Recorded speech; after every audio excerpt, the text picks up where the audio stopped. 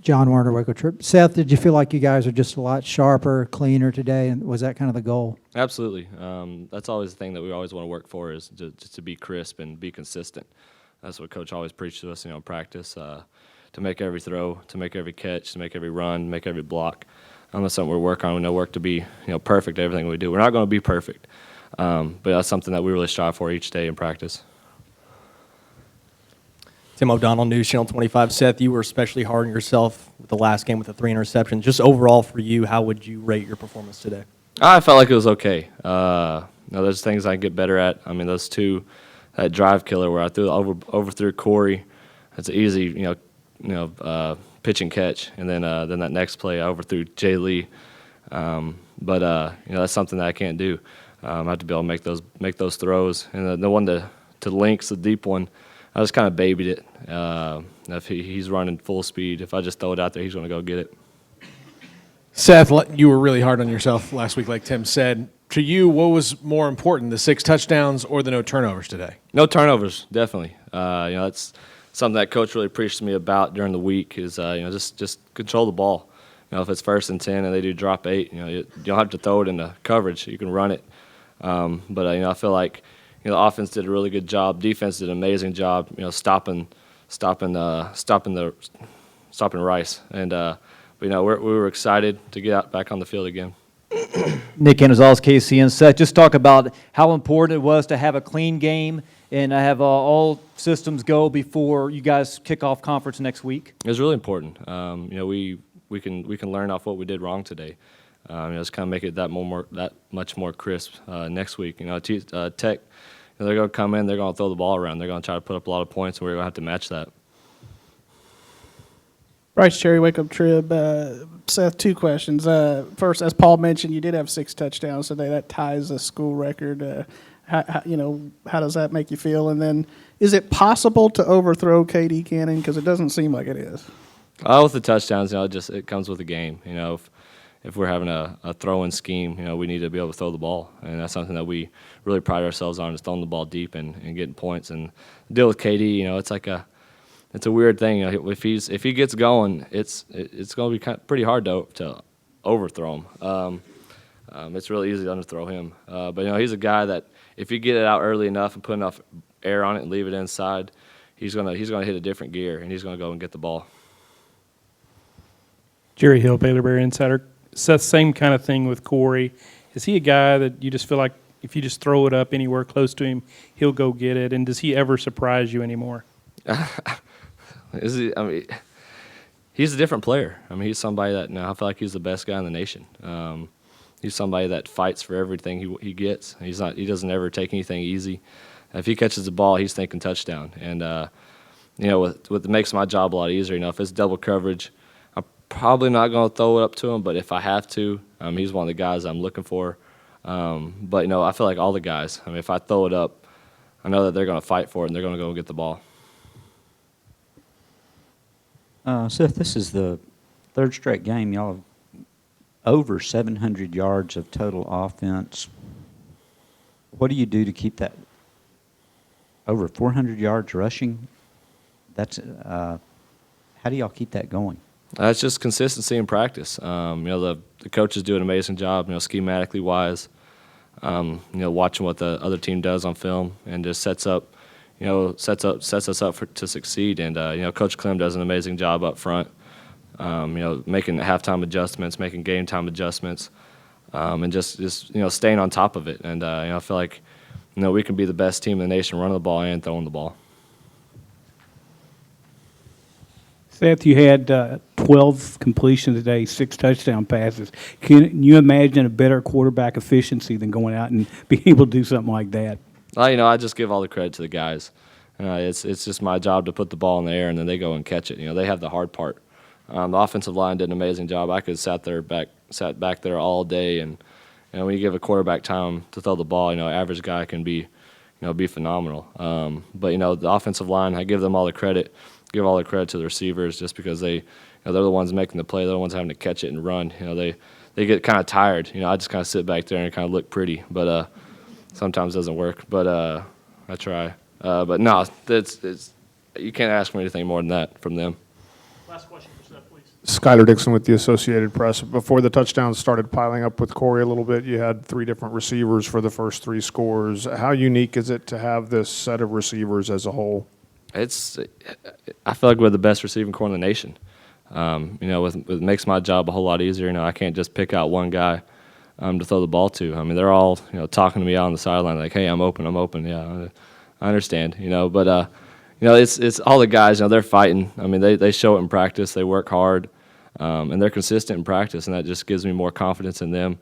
And every time they catch the ball, they build confidence. And so I feel like it's something that we work on every day in the film room, on the field, and even after practice, and we talk about it and to get on the same page. Thanks, Seth. Thank you all.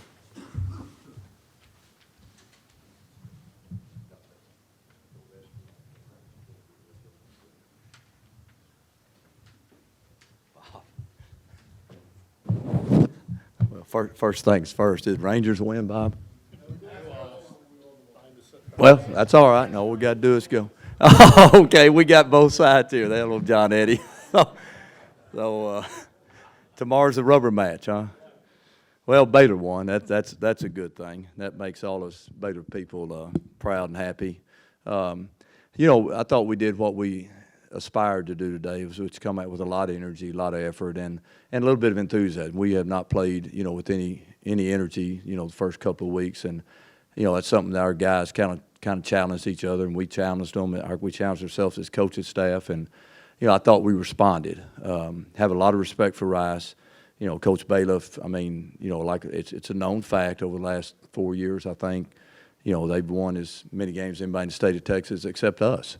So they've got a program that's going well, and they're doing a great job. He's a great man, and they got a great staff, and they do an unbelievable job with their personnel. So it's a good win. Anytime you play an in-state university, it's always hard. If you're asking me, I'd play bordering state schools all the time over in-state schools just because, there's a lot of built-in rivalries. 20 years ago, this conference game, I guess in 1995, so it was a conference game, and so it hadn't been that long. But good win. I thought we did well defensively, after they came out and ran the kickoff back and got a touchdown out of that.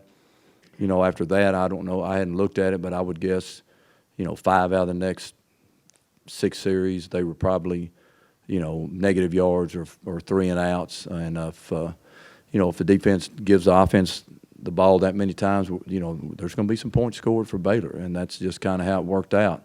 Didn't really feel comfortable until we got away from them a little bit in the second half. When they came out and we fumbled the ball, opened the drive second half and scored, closed it back, I think, to a 25-point ball game, and then we went down the field, I think, in about 3 plays and scored, which separated a little bit. But in today's game, it used to be if you're ahead 21 points, people get a Coke. Today, it's 21's nothing. It's a tie ball game. So you got to be up, 35-42, I think, to feel like maybe you got a chance to hang on and win. And we've, unfortunately been up by 20 before late in the game and not held on. So that's just the way the game is today. People are trying to score, and they have good people, and they can come get you. But good win, great win for Baylor. Beautiful day, tailgating, unbelievable. The crowd that was here was great. Admire our student section, all those people in the sun over there all day, and really appreciate them. It's a big win for Baylor, and we know we got a tough game next week against Texas Tech. Coach Tim O'Donnell, News Channel 25. You talk about Texas Tech. How important was it to get a complete team win, especially today heading into conference play next week?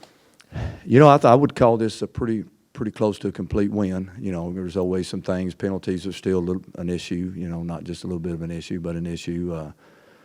A couple of breakdowns here and there, fumble, But other than that, a pretty good team win. We understand the competition is going to get higher, the stakes are higher, and the emotions are going to run higher. The thing that helps us is that, we've been on those high notes before the last 2 years. And so instead of kind of being the hunted so much, it kind of equals out when you get into conference play because we're all playing for those gold or those, glass trophies that I got sitting in my office. We're all playing for the same thing. So we got a little bit of a hunt in us, coming this week. Jerry Hill, Baylor Bear Insider. Art, can you talk about just the defense, the way it played today compared to those last two games, particularly in the first half? Seems like in the past you've had to adjust, but today they came out and played pretty well from the beginning. They did a great job. You know, I mean, we got good people, we got good coaches, we got good schemes, and we have a great home field advantage. You know, somebody pointed out to me the other day, we got the longest home win streak in America. It was 120-something, universities that play, and we got the longest. So that's a big deal. We're good at home, and we're good on the road, but we're really, really good at home. And so that just all bodes well if you're a Baylor Bear. But I think the defense was borderline dominant at times. Billings made some huge plays. Okey-doke was great. I thought Palmer was the best he had been. I thought Bo made some plays. Our guys up front really made some plays and kept a lot of pressure on their quarterback because he's good. Jackson's good. 28 TDs, 9 picks last year, and leads them, to a bowl win. So, I mean, the guy's a good football player. He's a fifth-year guy to Cedar Hill, won a state championship in high school. Nick Anazales, KCN coach, 427 yards on the ground. Two things. One, how important was it to establish that run in the early going? And two, how much does it want to rip the rest of your hair out, 14 penalties today? Rest of my hair? Appreciate that's a compliment. That's a compliment. So I appreciate that. It's if we're gonna find things wrong with winning 70-17 or 23 or whatever it was, I mean that's it. So do I like it? No. Is it acceptable? No. Is it something we work on? Yes. Has it made a difference? Doesn't look like it. But we're not going to sit in the corner and wait for things to happen and turn the light on and then take a step. We're going to walk out of the corner. We're going to go in the dark room, and we're going to have our chest out, and we're going to attack what's over there. So when you do that, then you're going to have some penalties, and you live with them. They've hurt us. They've cost us football games, but I'll take our style of play. Art, David Smoke, you talked about getting that edge back and that you wanted it back. How difficult was that, or was that difficult? Oh, it's been difficult. It's been extremely difficult, and it's been personally difficult. And my job's not to be personal. My job's to be professional. So I had to quit pouting, quit acting like a baby, and I had to be a man, and that's what I did. So I'm back to being a football coach representing Baylor University, what they hired me to do, loving our student athletes, and doing the best I can do to help them to be successful on and off the football field. That's where I'm at. Yeah, actually, Byron Bonds broke his hand. I think they're going to do surgery tomorrow, and I think he's going to be ready to go this week. That's the only update. Tootie, Davian Hall kind of hurt his back a little bit early in the game, that's why he didn't play much after that.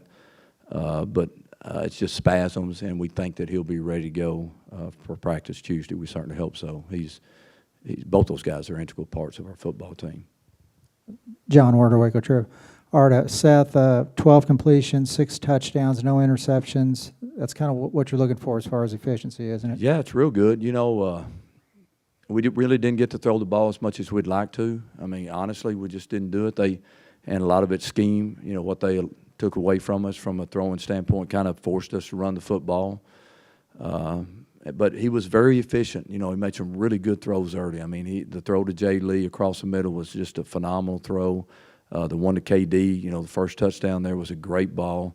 So he really, really made some good throws. He missed 2 throws, I mean, just out of nowhere. I've seen him throw, he'll throw, 70, 60, 40, that's 170 balls, from Tuesday to Thursday in practice every week. And I've never seen him throw 2 throws like he did out there today. So I don't know what was going on there. I guess the ball was, I don't know what was going on, but came right back the next series and took over. And that's the only time we punted all night was on that series when he missed those 2 throws. But, 12, completion, 6 TDs. Yeah, we'll take the 6 TD part every day. That's pretty unheard of. We got time for 2 more questions. Larry Little, Baylor Bear Insider. Coach, you've had a few accomplished receivers in your time here. Coleman, is he playing as well as any of them have in your time here? I think as an underclassman, and unfortunately he's a junior, 4th-year junior. But, Kendall Wright was just, the best guy in America as a senior, 21st pick in the draft. Terrence Williams, 1,800-yard receiver, goes third round. The Cowboys dropped a little bit. Both those guys were really phenomenal. I may be leaving one or two out, but those are big-time players. But Corey, he's got a great ability to be, to be able to do numerous things besides just be a receiver, and that's kind of what separates him. He's a fearless blocker. He's a tough runner. His yards after catch are probably as physically as good as anybody that I've ever been around, because he doesn't have to just rely on speed. He can rely on toughness and just an outstanding desire, not to get tackled. And like this punt return today, there's 4 guys that hit him and they don't get him. So when he catches the ball, he's got a chance to make a play after the catch, and I think that's kind of what separates him from a lot of receivers. Bryce Cherry, Waco Trib. Coach, you mentioned the guys up front on defense and the game they had. Oakman today tied the career record for sacks at Baylor. His own record, or? No, I mean, he moved into a tie. With, Okay. Oh, career sack record. Yeah, career okay. sacks. And it looked like he had his motor going early in the game. I mean, is that the key for him, is just, playing with that kind of motor all game? Yeah, I think so. I think 2 weeks ago, I think they schemed away from him, ran away from him, sprinted away from him most of the time he threw the ball. Rice stayed in the pocket, which allows him more opportunities to get sacks. It'd be tough against Tech. They get the ball out real fast, so they're a hard team to really get a sack on. But he's good. He's really, really good, and that's what allows him to do things. He's got great length, he's got great passion, great energy, he's got great strength, and he cares a whole lot about being great. So that allows for very good production. And while we're talking about lines, I think our offensive line today was as solid as they've been. When you can rush the ball for 400-plus yards, I'm not sure Seth got sacked at all. It's a big-time deal. Doesn't matter, who you're playing. So hopefully that's a trend that should continue, because it's like I was talking to him last night in our team meeting. In 2011, 4 out of those guys are in college, 4 out of the 5. Kyle Fuller started in 12. But every one of those guys were in a college somewhere at 11. They all weren't here. Blake Muir wasn't here. Broxton wasn't here. But Pat and Spencer were here. But they were all in college somewhere in 2011. Well, it's 2015. That wasn't yesterday.